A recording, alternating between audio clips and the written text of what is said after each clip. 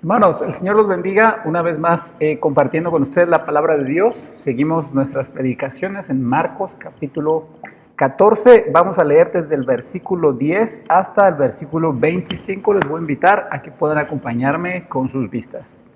Dice así la palabra de Dios. Entonces Judas Iscariote, uno de los 12, fue a los principales sacerdotes para entregárselo.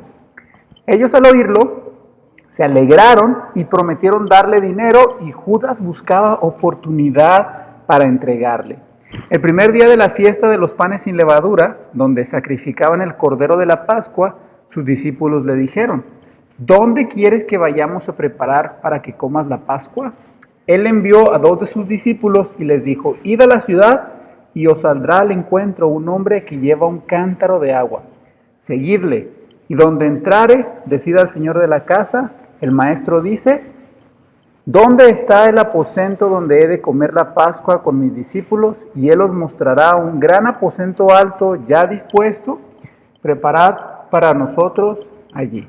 Fueron sus discípulos y entraron a la ciudad y hallaron como se les había dicho, y prepararon la Pascua. Y cuando llegó la noche, vino él con los 12. Y cuando se sentaron a la mesa mientras comían, dijo Jesús: de cierto os digo, que uno de vosotros que come conmigo me va a entregar. Y entonces ellos empezaron a entristecerse y a decirle uno por uno: seré yo, y el otro: seré yo.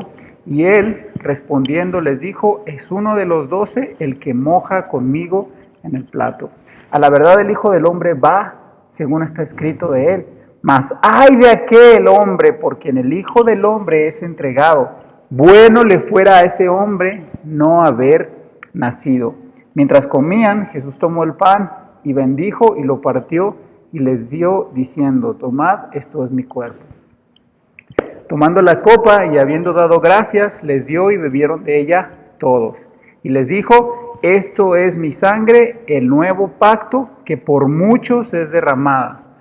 Y de cierto os digo que no beberé más del fruto de la vid hasta aquel día en el que lo beba de nuevo en el reino de Dios. Pues Dios bendiga su palabra, hermanos, y los voy a invitar a que me puedan acompañar en oración para pedirle a Dios que guíe esta predicación esta mañana, que hable a nuestras vidas, que Él pues haga un milagro, hermanos, para que nosotros la creamos, la comprendamos y especialmente la vivamos y la atesoremos en nuestros corazones. Vamos a orar. Dios, te damos gracias por tu palabra, Señor, porque nos vivifica día a día, nos alimenta, nos guía, nos consuela, nos enseña, nos reprende y nos corrige, Dios. Usa tu palabra para transformar nuestras vidas y nuestros corazones, nuestro carácter conforme al tuyo, Señor. Ayúdanos, Señor, concédenos ser moldeados a tu imagen, a la imagen de Cristo, Padre. En el nombre de Cristo Jesús oramos. Amén. Muy bien, mis hermanos. Entonces, la semana pasada, vamos a recapitular un poquito, hablamos acerca de María y este perfume carísimo que ella viene y derrama sobre Jesús. Hermanos, recordar este contexto, lo que está pasando aquí y cómo Judas sale para venderlo, nos ayuda a entender qué fue lo que impulsó a Judas a traicionar a Jesús. Primeramente, pues vemos esto, ¿no? Cómo Judas considera un desperdicio lo que ha hecho María, pero el Señor la defiende y le dice: no, ella en realidad me ha honrado. Y dice, está anticipando mi muerte, lo cual ha de haber sido completamente descorazonador para Judas, porque Judas tenía la idea de un Mesías terrenal. Judas eventualmente había escuchado que a los seguidores de Cristo les esperaban grandes recompensas celestiales y galardones eternos con el Señor. Y seguramente Judas fue movido y motivado por esa realidad de las promesas del Señor. Pero después el Señor también empieza a explicar lo que es la vida del discipulado, a morir al yo, a sufrir penalidades. Y finalmente empieza el Señor a describir y anunciar constantemente, y ahora se hace muy próximo, que Él va a morir. Entonces en la mente de Judas está: este Jesús no puede darme lo que yo quiero. Este Jesús quiere darme una vida eterna con Él. Quiere transformar mi corazón y hacerme alguien a su imagen. No, pues yo no quiero eso. Yo quiero dinero, yo quiero fama, yo quiero poder, yo quiero comodidad, yo quiero darle rienda suelta a mis deleites. Entonces, no tengo por qué seguir a Jesús. Esto es un desperdicio de vida, de tiempo. Y la vida y las actitudes de Judas deberían ponernos a meditar un momento. Porque la decisión de Judas de apartarse de los discípulos y de Jesús no es nada más una evidencia física, es una evidencia de lo que hay en su corazón. Él verdaderamente no quería tener ningún tipo de comunión ni con los discípulos ni con el Maestro. Y finalmente, Judas no consideró valioso a Jesús como para dedicar su vida a Él. Y la vida de Judas debe llevarnos a preguntar y a reflexionar sobre la nuestra. La vida de Jesús, la deidad que se ha revelado a nosotros, ¿es digna de que nosotros le entreguemos todo o solo un poquito? Si tú no estás dispuesto a entregarle todo, no le estás entregando nada. Si tú no estás dispuesto a dar todo por Él, no lo estás reconociendo como Dios. Al contrario, estás diciendo que tú eres Dios sobre Jesús mismo, que tú eres el que decide los términos en los que se va a dar esa relación. Y sabes que eso no es posible, porque tú no eres Dios, Jesús es Dios.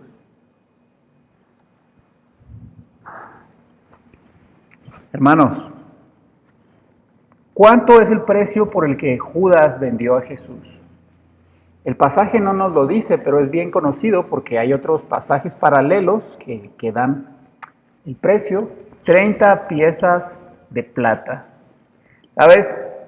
Es importante apoyarnos en el contexto histórico y cultural, porque 30 piezas de plata, según el Antiguo Testamento, se pagaban por un esclavo, pero por un esclavo que había sido corneado por un toro, o sea, por un esclavo lastimado que no podía funcionar al 100%.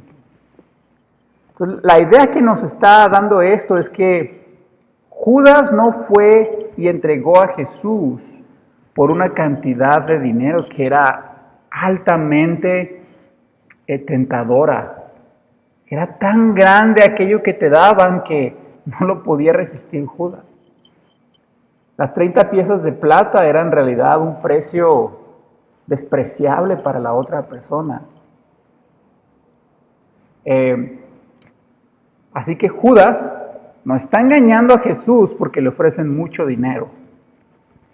Está engañando a Jesús porque para Judas Jesús no vale mucho. Está teniendo la misma actitud de los sacerdotes.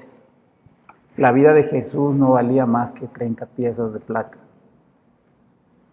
Es como pensar que decides traicionar a alguien porque te van a dar un trabajo. O decides abandonar a tu esposa y a tus hijos, o a tu esposo y a tus hijos por un trabajo. Entonces, cuando alguien escucha esa historia, dice, no, abandonó a toda su familia por tomar un trabajo. Entonces piensas, pues ha de ser un trabajo que te van a pagar mucho, con muchos beneficios, pues para que haya dejado a su familia por su trabajo debe ser algo muy bueno. Y resulta que es un trabajo donde le van a pagar 500 pesos a la semana. Entonces dirías tú, ¿y por qué hizo eso? Eso no tiene sentido. El sacrificio, lo que está entregando a cambio del trabajo no es comparable. Ahora, ningún trabajo es comparable para dejar a la familia. Así, ninguna cosa en este mundo vale la pena para dejar a Cristo y tomar aquello. Nada de este mundo. Entonces se vuelve todavía peor cuando aquello que encuentras en este mundo es realmente poco, realmente muy poco. Es una miseria al lado de Jesús. Y quizá nosotros no somos Judas. No vamos a traicionar abiertamente a Jesús y vamos a entregarlo para que sea crucificado. Pero sí podemos seguir el camino de Judas cuando nosotros no lo consideramos precioso. Mira lo que dice Pedro en su primer carta, dice: para vosotros, pues, los que creéis en él, es precioso. Pero para los que no creen, la piedra que los edificadores desecharon ha venido a ser cabeza del ángulo. El punto no es qué tan tentador es lo que está afuera para que abandones a Jesús. El punto es qué tan precioso es Jesús para ti para no aceptar nada, para no rechazarlo por ninguna cosa a cambio. ¿Es Jesús lo suficientemente valioso para que tú perdones a tus enemigos y así obedezcas a Jesús? ¿Es Jesús lo suficientemente valioso para que tú renuncies a los placeres de la carne? ¿Es Jesús lo suficientemente valioso para que tú niegues el yo? Para que tú digas: yo no soy el gobernador de mi vida. Es Jesús y se la entrego a Él. ¿Es Jesús lo suficientemente valioso? Cuando es más valioso irte de borrachera, negar a Jesús para tener aceptación de la gente, quizá no estás abiertamente traicionando a Jesús como Judas, al punto tal que lo crucificaron, pero estás siguiendo su mismo camino, que es considerar a Jesús sin ningún valor realmente. Hermanos, aquí tenemos a un discípulo que no amaba al Señor, que lo tenía en poco, que lo despreciaba profundamente. ¿Acaso Jesús se equivocó en escoger a Judas como uno de los 12? La respuesta es no. La vida de Judas no nada más debe llevarnos a reflexionar si nosotros valoramos al Señor, si estamos dispuestos a serle fiel a Él y si somos verdaderamente sus discípulos. La vida de Judas debe también llevarnos a reflexionar sobre la soberana planeación de un Dios bueno. El plan soberano de Dios, hermanos, se desarrolla en un mundo caído, perverso, cambiante, infiel, inestable, tanto así como el mismo corazón de Judas. Por eso, hermanos, la predicación de esta mañana está titulada Un plan firme desarrollado en un mundo cambiante. Hermanos, ¿Jesús fue traicionado? Sí. ¿Esto frustró los planes de Dios? No. No. Algo importante que debes saber, hermanos, es que la traición de Judas sí causó dolor a Jesús, causó dolor a los discípulos. Y no solo dolor físico, dolor emocional. Trajo una crisis grandísima al grupo de Jesús, al punto tal que después de ser crucificado todos ellos se apartaron. Pedro lo niega después de que las cosas se ponen muy difíciles. Así que, hermanos, lo que hizo Judas, ¿frustró los planes de Dios? No, pero sí causó aflicciones y dolor. Hermanos, pero el dolor, las aflicciones y las dificultades no son una evidencia que el plan de Dios nos está llevando a cabo. Dios nunca ha prometido que sus planes se llevan a cabo sin dolor. Al contrario, un plan santo verá dificultades en un mundo que aborrece la santidad. Hermanos, irónicamente, al incitar a Judas a traicionar a Jesús, en realidad Satanás estaba cumpliendo los planes de Dios. Esa aparente victoria de Satanás, al final de cuentas, fue su derrota.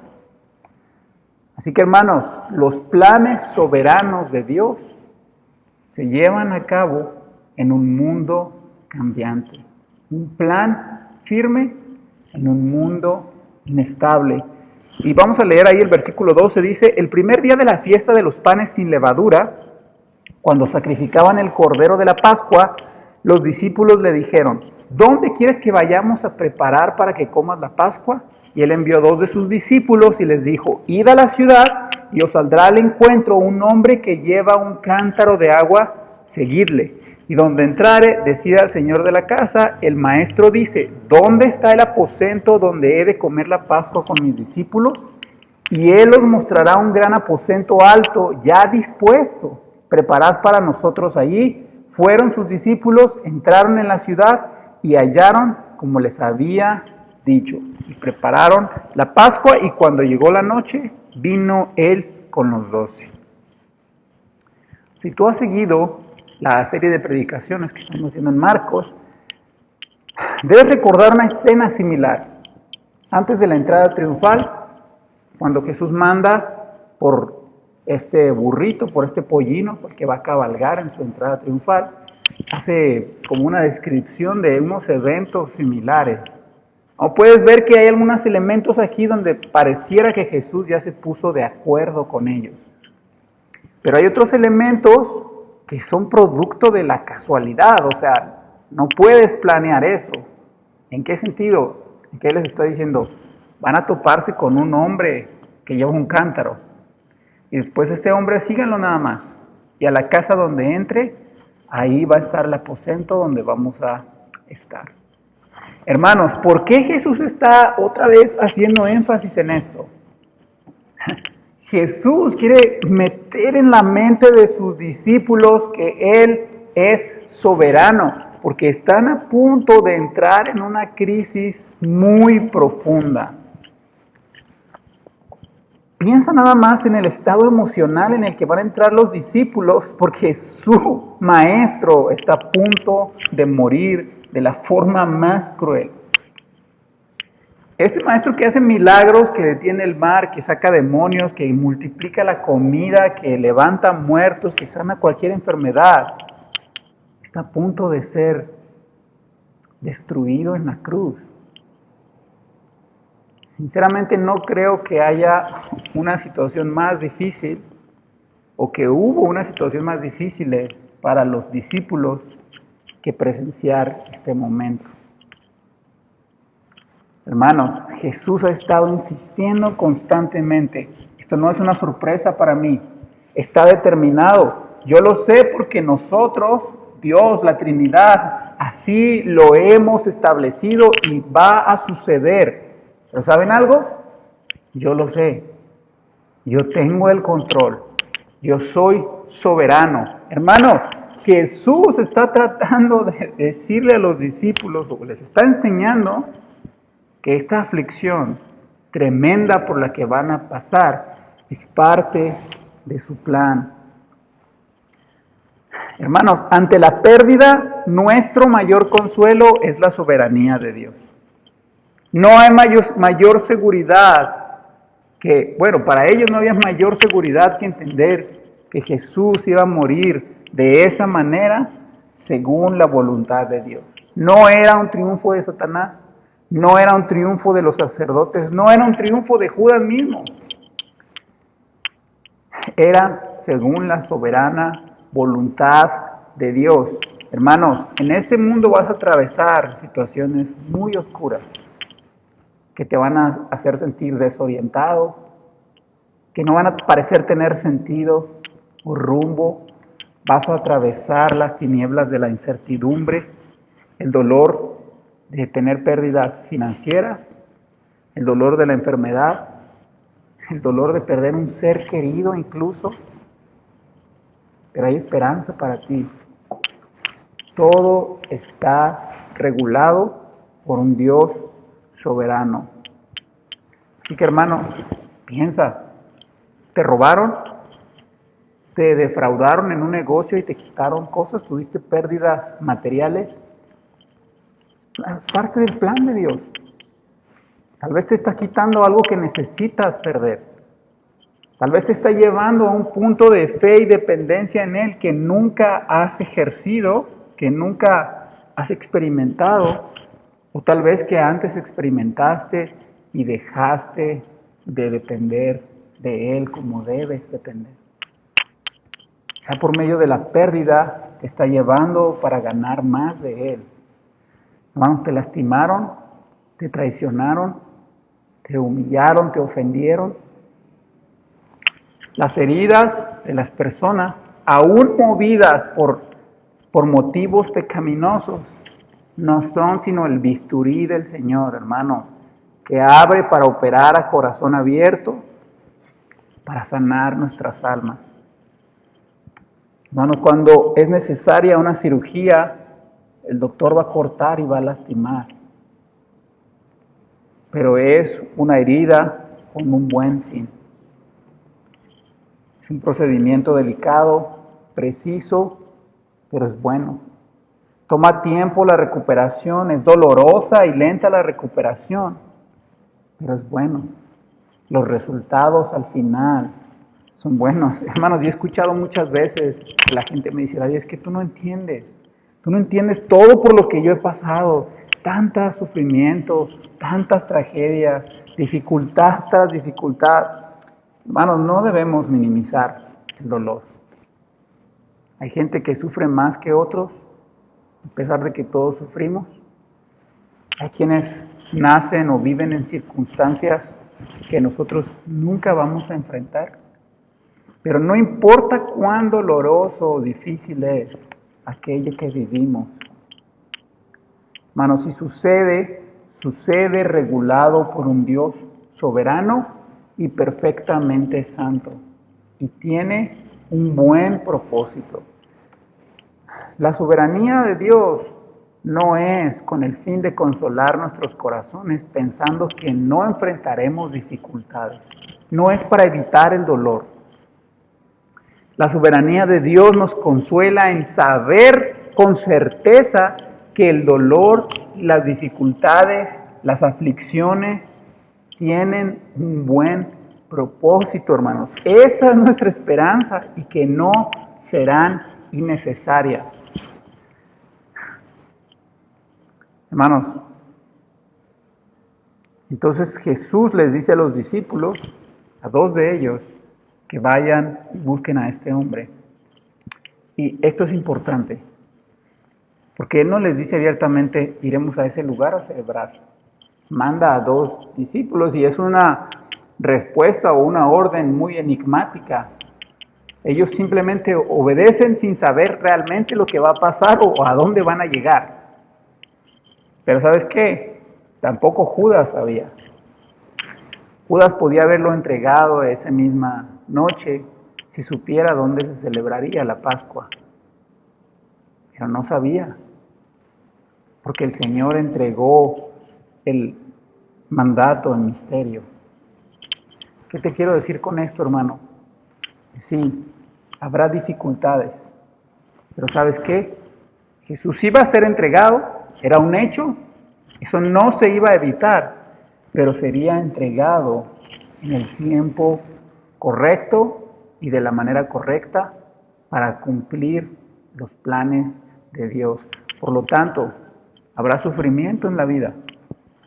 Cada quien sufrirá de diferente manera, con diferentes intensidades, de diferentes situaciones, pero será un sufrimiento exacto, hecho a la medida de lo que nosotros necesitamos para crecer, para conocer más al Señor, para ser conformados a su imagen, para confiar más en Él, para llegar a disfrutar más de su consuelo, para darle gloria en las circunstancias en las que a Él nos lleva. Hermano, incluso cuando pagamos por nuestras propias pecados, cuando sufrimos las consecuencias de nuestras malas decisiones, aún el castigo y esas consecuencias son reguladas y son enviadas de la mano de Dios en el momento propicio. Puede ser que estés pasando por un momento de mucho dolor. Hermano, Dios está ahí. Dios está ahí contigo. Y el dolor tiene un buen propósito, aunque nosotros no lo podamos entender. Hermanos, no hay un dolor que Dios nos cause que sea innecesario. No hay una aflicción que esté de más.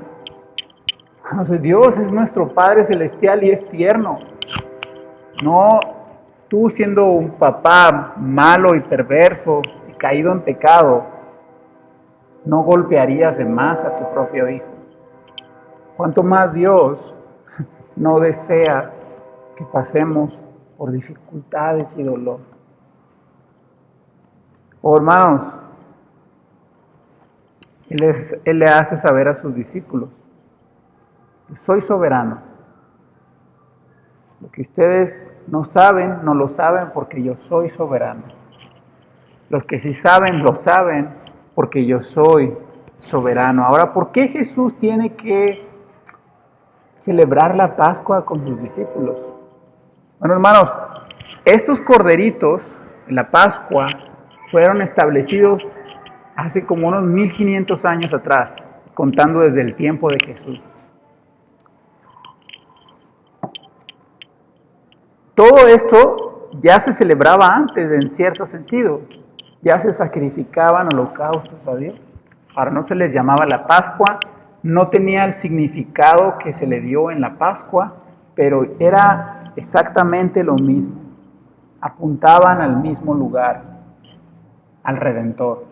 Tanto la Pascua como los sacrificios que hicieron Abraham, como los sacrificios incluso que hicieron Adán y Eva, e incluso el primero de todos,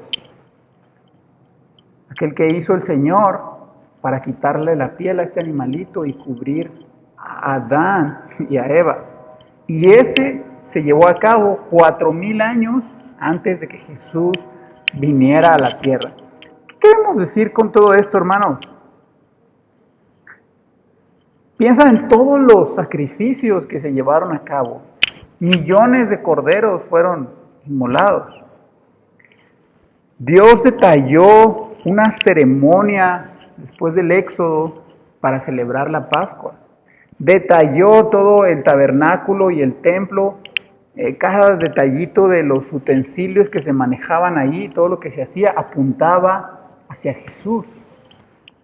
De todos los detalles, todo el control de las situaciones, hermano, y aún todavía la Biblia nos enseña en Apocalipsis 13 y en Primera de Pedro 1 que el Cordero, Jesús, estaba planeado para ser inmolado desde antes de la fundación del mundo.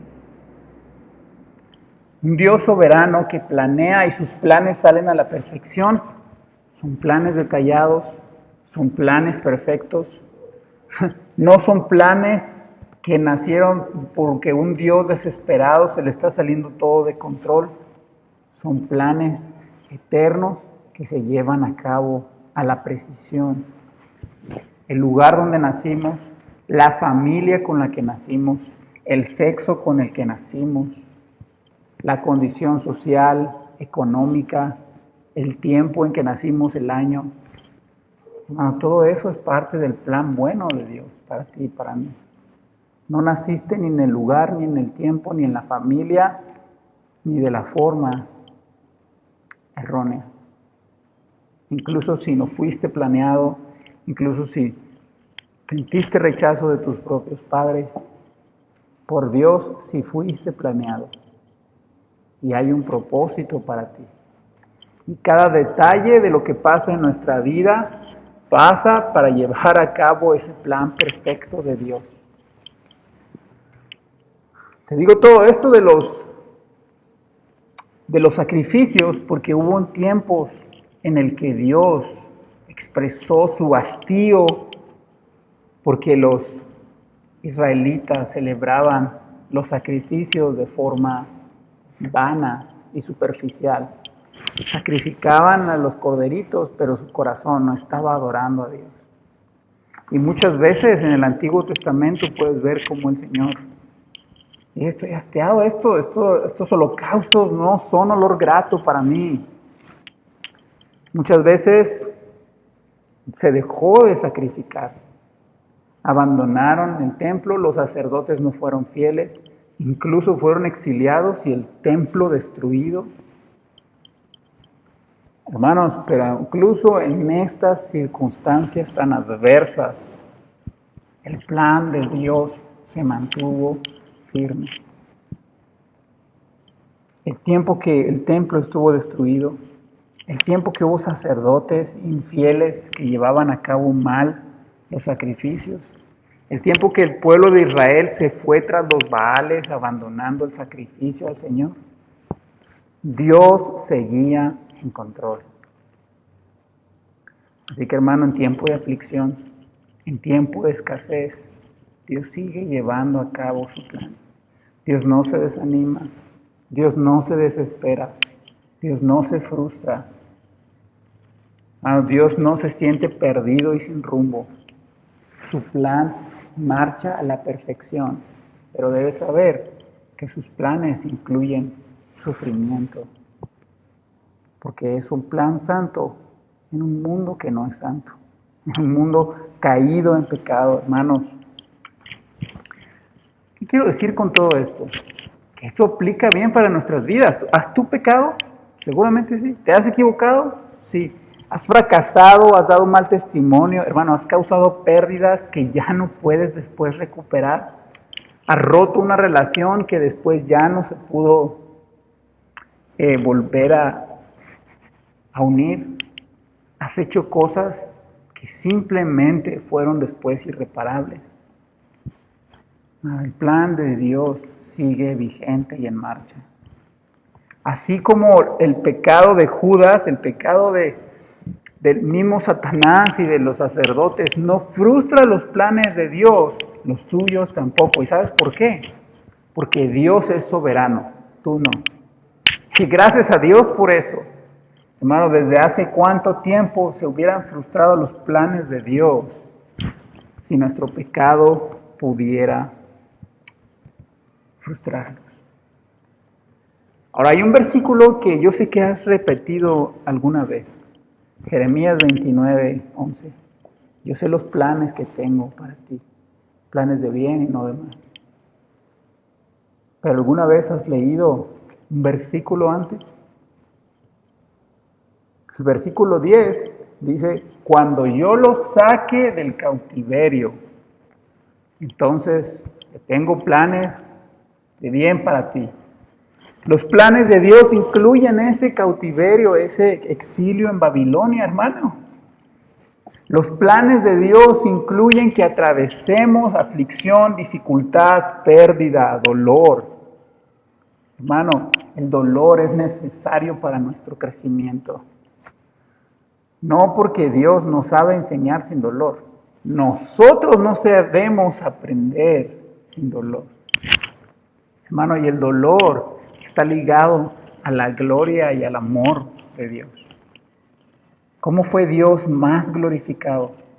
Por medio de la muerte de su Hijo. No hay mayor acto de gloria para Dios que lo que hizo Cristo en la cruz. Y eso, hermano, incluye dolor, aflicción, muerte, pérdida.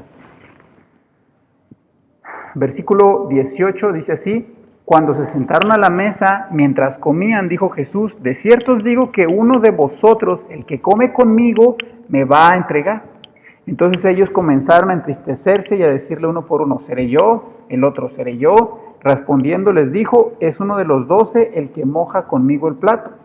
A la verdad el Hijo del Hombre va, según está escrito de él. Mas ay de aquel que por quien el Hijo del Hombre es entregado. Bueno le fuera a ese hombre no haber nacido. Hermanos, Dios siempre demostró amor hacia Judas y gracia, aún sabiendo lo que Judas haría. Y es una buena ilustración de cómo debemos tratar a nuestro prójimo. No debemos amar al que nos ama nada más. Debemos amar a todos. Hermanos, otra vez, abrazar la soberanía de Dios no es con el fin de pensar que eso nos evitará el dolor. Es con el fin de saber que incluso las traiciones más dolorosas son parte del plan de Dios y tienen un propósito para su gloria. No para la gloria nuestra, para su gloria. Y cuando Dios es glorificado, nosotros recibimos buena bendición. Hermanos, no caigamos en el error de pensar que Dios permite aflicciones innecesarias para sus hijos. Todo aquello que suframos, hermanos, tiene un buen propósito. Era devastador para los discípulos pensar que uno de ellos mismos traicionaría a este amado maestro. Pero por más devastador, por más impensable que parezca, Dios sigue teniendo el control. Y hermanos, es muy triste por Judas. No hay un hombre más infame que Judas. No podía tener un mejor maestro. No podía tener una mejor situación para entregarle su vida a Jesús. Era uno de los 12. Pasó 3 años con Jesús. Vio todos los milagros. Y aún así entregó a Jesús por 30 piezas de plata. Hermanos, aquí hay un contraste entre los planes soberanos de Dios, todo pasa según su voluntad, y sobre la libre voluntad que tenemos. Dios no obligó a Judas a pecar. Judas quiso pecar. Judas nunca decidió entregarse y amar al Señor. ¿Y sabes qué, hermano? Juan también nos dice que nadie viene al Padre si el Hijo no le trae. Nadie ama al Padre si no ama al Hijo. En otras palabras, hermanos, los discípulos amaron a Jesús porque Jesús los amó y transformó sus corazones. Hizo sus corazones libres para amar a Jesús. Pero no fue en el caso de Judas. Judas no era ni mejor ni peor que los otros discípulos. La gran diferencia la hizo la gracia soberana de Dios. ¿Recuerdas que Romanos dice, citando a Moisés, yo tendré misericordia de quién? Yo tendré misericordia. Hermano, Dios le dio todas las oportunidades a Judas, humanamente hablando, circunstancialmente hablando. Pero es solo la gracia de Dios que puede habilitar el corazón del hombre para amar y entregarse a Jesús. Y esto debe poner en alerta nuestros corazones. Que puede ser que Dios te haya permitido asistir a una iglesia, escuchar muchos sermones, tener una esposa o un esposo cristiano, tener familia cristiana, y aún así decidir vivir una simple religión a medias, siguiendo el camino de Judas, sin valorar a Jesús por encima de todo, buscando simplemente la conveniencia personal y no un amor libre para Jesús. Al final de cuentas, hermanos, Jesús juzgó a Judas con su peor juicio. ¿Eso es lo que quieres, Judas? ¿Dedicarte a tu yo, a tu egoísmo? ¿Eso es lo que quieres, Judas? ¿Buscar, vivir esclavizado buscando tu beneficio propio? Te entrego a eso. No voy a rescatarte de ahí. Hermanos, el Señor no tiene por qué salvarnos y perdonarnos. Y si tú crees que sí tiene que hacerlo, entonces no has entendido lo que es gracia. No has entendido que la salvación es inmerecida. Hermanos, tú y yo somos igual de perversos que Judas. Y si Dios nos dice, mejor te hubiera sido no haber nacido, es por su gracia. Porque es su gracia la que cambia el destino de los hombres. Dice el versículo 22, y mientras comían, Jesús tomó pan y lo bendijo y lo partió y les dijo, diciendo, tomad esto, es mi cuerpo. Tomando la copa y habiendo dado gracias, les dio y bebieron de ella todos y les dijo, esta es mi sangre del nuevo pacto, que por muchos es derramada. De cierto os digo que no beberé más del fruto de la vid hasta aquel día en que lo beba de nuevo en el reino de Dios.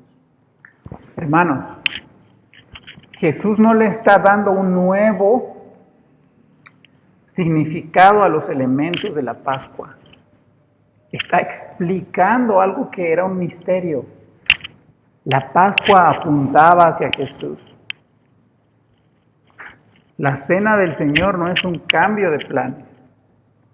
Jesús está instituyendo la cena del Señor porque está revelando esos pequeños misterios que empezaron a formarse a lo largo de la revelación bíblica desde Génesis 3:15. Y ahora Jesús dice, todo lo que ustedes celebraron 1500 años atrás, y antes de eso, 2500 años atrás, se trataba de mí. De mí viniendo a morir para salvar a los pecadores. Y todo aquel que participa en mi cuerpo y en mi sangre recibe esa salvación. Si tú no eres cristiano, estás escuchando nuestra predicación, quiero preguntarte algo.